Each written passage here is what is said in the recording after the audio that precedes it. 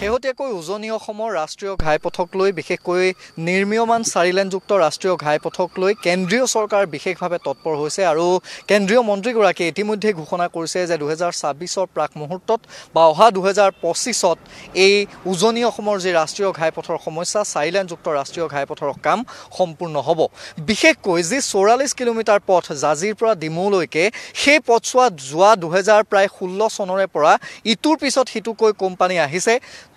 শ কোটি টকা ইয়াৰ পৰা লুটি লৈ ইয়াৰ পৰা গুচি যায়, বাতৰি হয়। তাৰ পিছত পৰৱৰ্তী পৰ্যায়ত মাত্ৰ এবছৰমানৰ বাবে NHIDCLৰ সেইকেইজন বিষয়াই যিকেইজন ঘুষখোৰ বিষয়াই এইসমূহ কোম্পানীৰ পৰা কমিশ্যনৰ অংক কৰি থাকে, সেই বিষয়াকেইজনে তেওঁলোকক কৰিব লাগে বাবে এবছৰমানলৈ ব্লেকলিষ্ট কৰে। পৰৱৰ্তী সময়ত পুনৰ টেণ্ডাৰ হয় আৰু এইবাৰো একেই প্ৰক্ৰিয়া অব্যাহত ৰাখিছে। গৌৰীসাগৰৰ পৰা জাজিলৈকে, ঠিক গৌৰীসাগৰৰ শিলসাকুৰ পৰা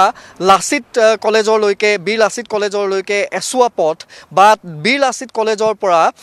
ডিমৌলৈকে এচুৱা পথ, তিনিটাকৈ কোম্পানীক এবাৰ বিভক্ত কৰি নতুন যি নিবিদা প্ৰক্ৰিয়া সেই নিবিদা প্ৰক্ৰিয়া হ'ল আৰু তাৰ পিছত কাম কৰি আছে। কিন্তু গৌৰীসাগৰৰ পৰা বীৰ লাচিত বৰফুকন কলেজলৈকে যিছোৱা পথ 14 কিলোমিটাৰ পথ, এই 14 কিলোমিটাৰ পথ অহা মাৰ্চটো বাদেই দিয়ক, অহা 3 বছৰেও সম্পূৰ্ণ হোৱাৰ কোনো ধৰণৰ আশা নাই। আৰু বাৰে বাৰে যিটো অভিযোগ উত্থাপন হয় যে নিম্ন মানদণ্ডৰ কাম, এইবাৰ কেন্দ্ৰীয় চৰকাৰ বা মুখ্যমন্ত্ৰীগৰাকীয়ে ইমান কাৰা নিৰ্দেশ দি থকাৰ পিছতো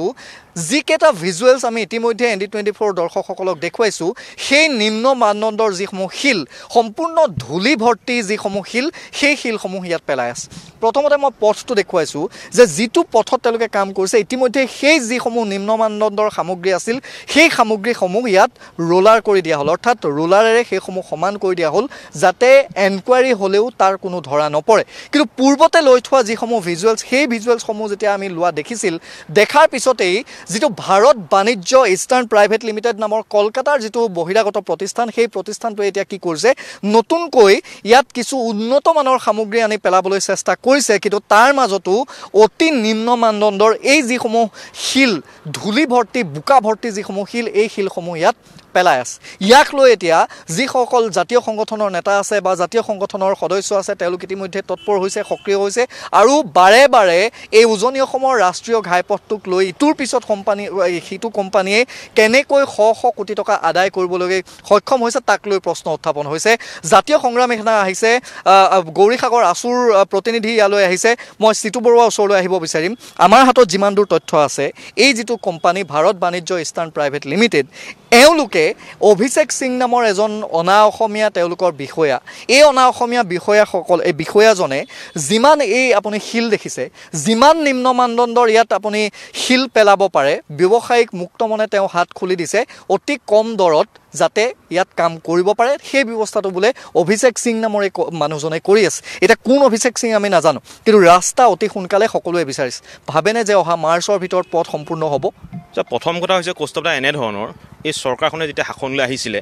তেতিয়া এটা কথা কৈছিলে যে অসমৰ ৰাস্তাবোৰ আমেৰিকাৰ দৰে কৰিব। কিন্তু অতি লাজৰ বিষয় যে 2016 চনৰ পৰা আজি 2024 চন হ'ল, 8টা বছৰ অতিক্ৰম কৰিলে। কিন্তু 8টা বছৰ অতিক্ৰম কৰাৰ পিছতো জাজিৰ পৰা ডিমৌলৈ যি 44 কিলোমিটাৰ যিটো 4 লেনযুক্ত পথৰ নিৰ্মাণৰ কাম আৰম্ভ হৈছিলে, আজিলৈকে সম্পূৰ্ণ হৈ নুঠিলে। GDCL নামৰ এটা কোম্পানী আহিলে, সিও আপোনাৰ অবাধভাৱে লুণ্ঠন কৰিলে। VSD আহিলে, VSDও লুণ্ঠন কৰিলে। আৰু এতিয়া শেহতীয়াকৈ আমি গম পালোঁ যে ভাৰত বাণিজ্য ইষ্টাৰ্ণ প্ৰাইভেট লিমিটেড নামৰ এটা কোম্পানীক এই কাম কৰিবৰ কাৰণে তেওঁলোকক অনুমতি প্ৰদান কৰা হ'ল। কিন্তু অতি দুখৰ বিষয় যে তেওঁলোকে ইয়াত যিধৰণে কাম কৰিছে, অতি নিম্নমানৰ কাম কৰিছে, দুৰ্নীতি কৰিছে, অনিয়ম কৰিছে, যিখিনি কথা আপোনালোকৰ সংবাদ মাধ্যমত আমি ক'বই লাগিব। আৰু আপোনালোকৰ ইতিমধ্যে কেমেৰাটো গোটেই ফটোখিনি আবদ্ধ হৈছে। তেওঁলোকে ইয়াত য'ত আপোনাৰ পাথৰ যদি আপোনাৰ 100% পেলাব লাগে, তেওঁলোকে মাত্ৰ 20% পাথৰ দি 80% তেওঁলোকে বোকা মিহলি ইয়াত মাটি দিছে। মানে বোকাই গোটেই পাথৰটো মিহলি কৰি আনি ইয়াত তেওঁলোকে অবাধভাৱে দুৰ্নীতি কৰিছে। গতিকে এই সন্দৰ্ভত আমি মুখ্যমন্ত্ৰী মহোদয়ক আপোনালোকৰ সংবাদ মাধ্যমৰ জৰিয়তে আমি জনাব বিচাৰিছোঁ, অতি শীঘ্ৰেই ভাৰত ইষ্টাৰ্ণ প্ৰাইভেট লিমিটেডৰ বিৰুদ্ধে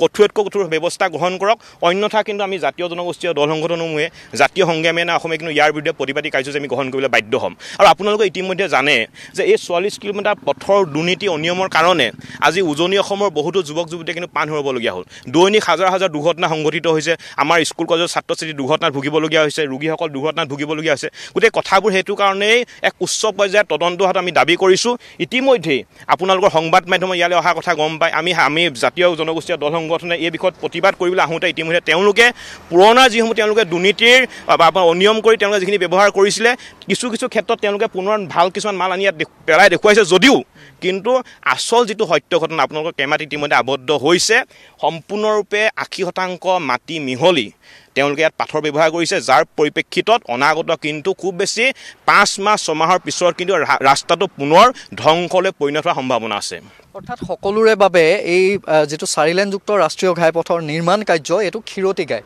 প্ৰতিটো কোম্পানী আহে প্ৰতিটো কোম্পানীয়ে 100 কোটি টকা লুটি লৈ গুচি যায় এইবাৰো একেই হ'ব নেকি এই যি 14 কিলোমিটাৰ পথ আমি দেখিছো আপোনাৰ পিছফালে যেটো শিলৰ ডম আপুনি গম পায় যে তাত 80% যেটো বুকা তাত মিহলি হৈ আছে 20% ইয়াত শিল ইয়াত যদি আপুনি ডম চাই তেতিয়া হলে আপুনি দেখিব যে ইয়াত হয়তো 60% শিল বাকি 40% মাটি এনেকৈ তেওঁলোকে কাম কৰি আছে কিমান দিন কৰিব আৰু মাৰ্চৰ ভিতৰত এই কোম্পানীটোৱে কাম সম্পূৰ্ণ কৰিব পাৰিব বুলি আপুনি ভাবে নাই যিজন আসলে পথ পৰিবহনৰ যিজন আমাৰ নীতিন গাডকাৰী নামৰ যিজন মন্ত্ৰীজনে আসলে দম্বলি মাৰি কৈছিলে যে 2025 চনৰ মাৰ্চ মাহৰ ভিতৰত আমি ৰাষ্ট্ৰীয় ঘাইপথটো শেষ কৰিম আৰু আমাৰ শিৱসাগৰ জিলা উপায়ুক্ত মহোদয় আসলে কৈছিলে যে আমি অতি সোনকালে 2 বা 3 মাহৰ ভিতৰত শিৱসাগৰ জিলাৰ যি ৰাষ্ট্ৰীয় ঘাইপথ এই ঘাইপথটো আমি সম্পূৰ্ণ কৰিম কিন্তু এটা মূল প্ৰশ্নটো হৈছে যি ভাৰত বাণিজ্য নামৰ কোম্পানীটো পাইছে ইয়াত যোনটো আপোনাৰ জিএছবি অৰ্থাৎ ডব্লিউএম যিটো মেটেল ইয়াত পেলাই আছে কিন্তু প্ৰথম পৰ্যায়ত এইখিনি আচলতে তেখেতসকলৰ লেবৰেটৰীত আসলে কেঞ্চেল হোৱা মাল একচুৱেলি তেখেতসকলে কেঞ্চেল বুলি ৰিপৰ্টটো দিয়ে কিন্তু তাৰ পাছত কিন্তু কাৰ আচলতে ইমান দমভালিত বা কাৰ আচলতে সাহসত আমাৰ এই ৰাষ্ট্ৰীয় ঘাইপথটোত ইমান আচলতে অনিয়ম আৰু ইমান আচলতে বেয়া আচলতে মেটেৰিয়েল পেলাই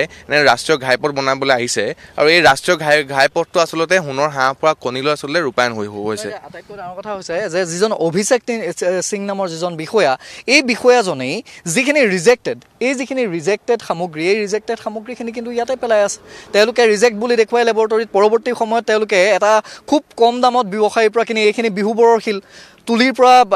অনাৰ পৰিৱৰ্তে তেওঁলোকে হালুৱা টিঙৰ কোনো ক্ৰেচাৰৰ পৰা আনিছে যদি ৰেট দিব লাগে 1200 টকা তেওঁলোকে দিয়ে 900 টকাত অৰ্থাৎ ব্যৱসায়ীও ভাবিছে নিজৰ শিলখিনি যেনে তেনে গুচি যাওক গতিকে এনেকুৱা এটা প্ৰক্ৰিয়াত আমি আকৌ ভুক্তভোগী হ'ম নেকি হয় নিশ্চয়কৈ কিন্তু NSADCL যিসমূহ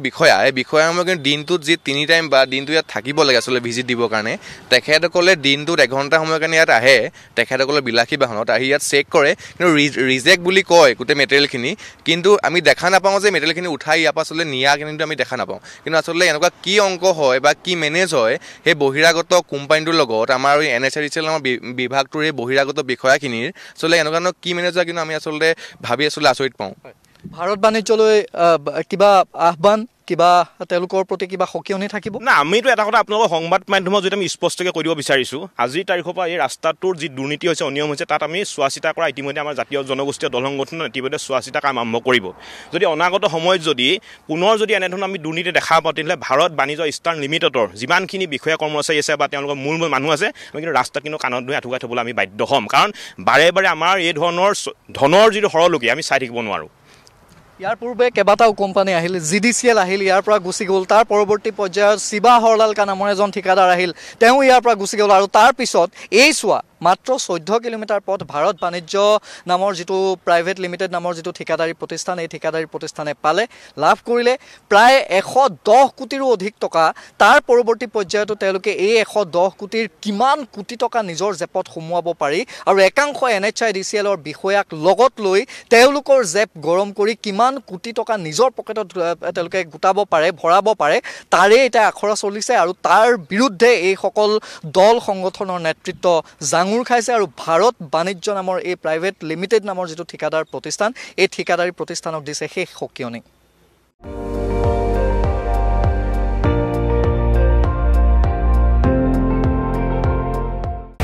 আপুনি চাই আছে ND24 সৰ্বশ্ৰেষ্ঠ নহয় সৰ্বোত্তমৰ দৌৰ